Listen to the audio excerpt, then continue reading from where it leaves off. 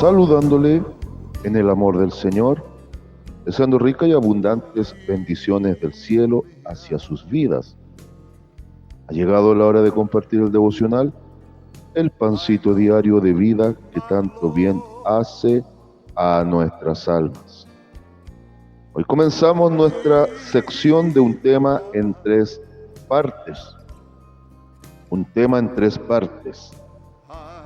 Y el tema que quiero que meditemos se refiere a la voluntad de Dios, pero bajo este título, aceptando la voluntad de Dios. Aceptando la voluntad de Dios. Podemos decir que nuestro asunto es aceptación.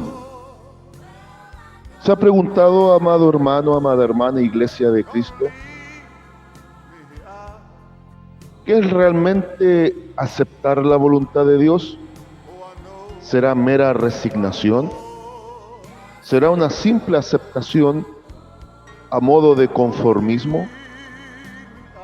¿O la aceptación, el aceptar la voluntad de Dios, involucra un gran compromiso de amor con el Señor? Vamos a uno de los casos más representativos de un hombre que tuvo que aceptar esta voluntad de Dios aunque no la entendía. Job capítulo 1, versículo 21. Job capítulo 1, versículo 21.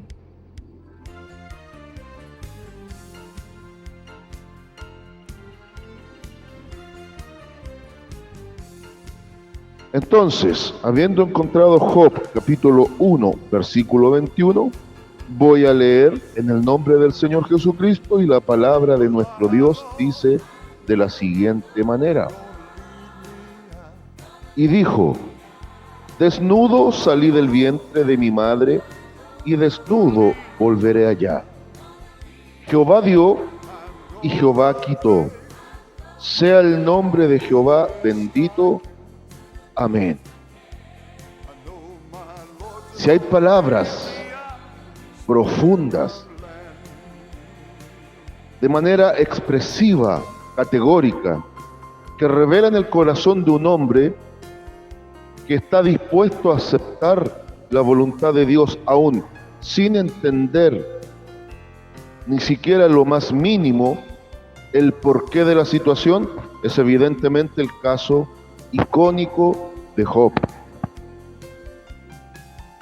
Todos sabemos el nivel de prueba que vivió este hombre. No hay cristiano ni lector de la Biblia que no considere que el caso de Job es un caso extremo de un hombre que es probado al máximo. Pero observe que de este versículo leído, y lo vamos a complementar con el versículo 22, se desprenden varias verdades importantes. La primera, la aceptación de la voluntad de Dios no requiere de nuestra comprensión de esa voluntad, sino que requiere fe en el que es dueño de la voluntad. Cuando Job dice: desnudo salí del vientre de mi madre y desnudo volveré allá, se está refiriendo a que Job, frente a todo lo que pudo obtener en vida hasta el momento de la prueba,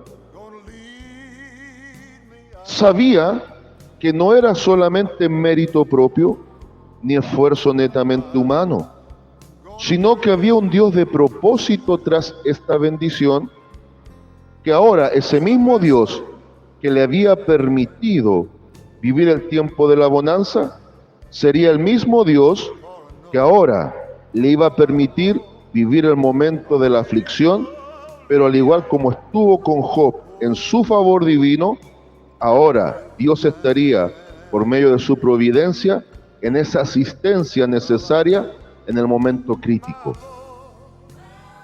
La segunda verdad que se desprende de esto, que nada tiene que ver con el mero conformismo, es el hecho de que Job confiaba en el nombre de Dios. Es decir, Job sabía en quién había creído.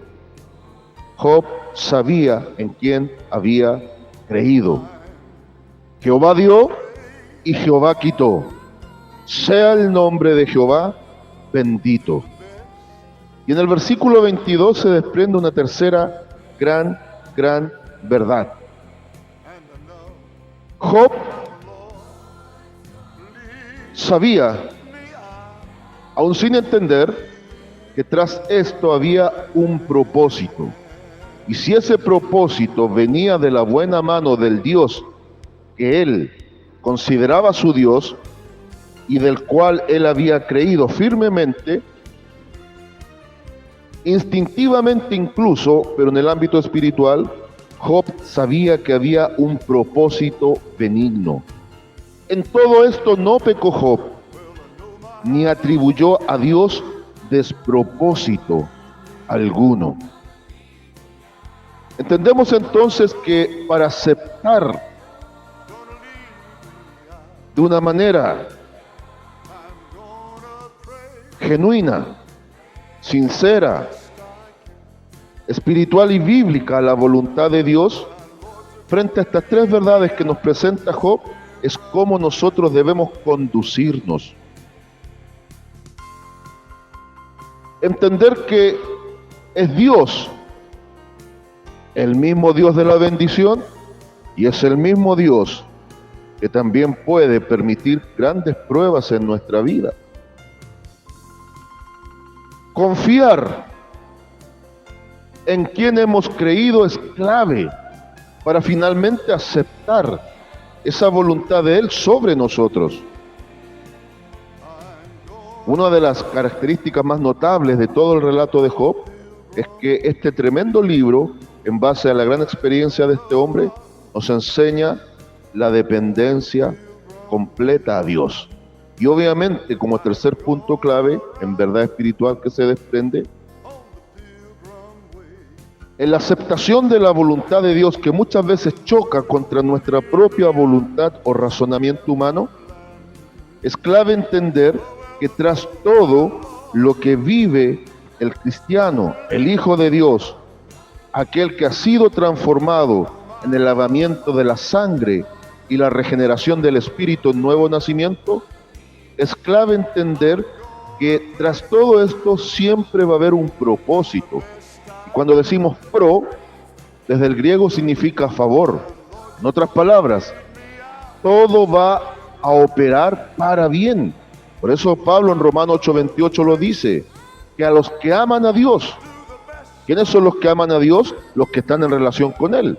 El mundo no ama a Dios, pero sus hijos sí. A los que aman a Dios, todas las cosas les ayudan a bien o para bien. Y después se expresa esta gran palabra, los que conforme a su propósito obviamente fueron llamados. Nuestro problema humano, amada iglesia, radica en que somos tan racionales, tan calculadores muchas veces, que pareciese que necesitamos el entendimiento, la comprensión del proceso y la situación para sí, con una capacidad comprensiva, tener claro cuál es la voluntad de Dios sobre nosotros. El problema radica cuando no tenemos claridad, ni siquiera alcanzamos a percibir ni de lo instintivo qué es lo que está ocurriendo en mi vida en el periodo sobre todo crítico. Sin embargo, cuando aceptamos sosegadamente en fe y en humildad la obediencia a Dios, Dios se hace grande a favor de nosotros. Hoy solo la consigna y lema para el día de hoy aplica de esta manera. Aun sin comprender la voluntad de Dios, la aceptaré con humildad y sometimiento. Saludos de paz, amor y bendición desde Longaví a cada uno de ustedes. And I know my Lord's gonna lead me out.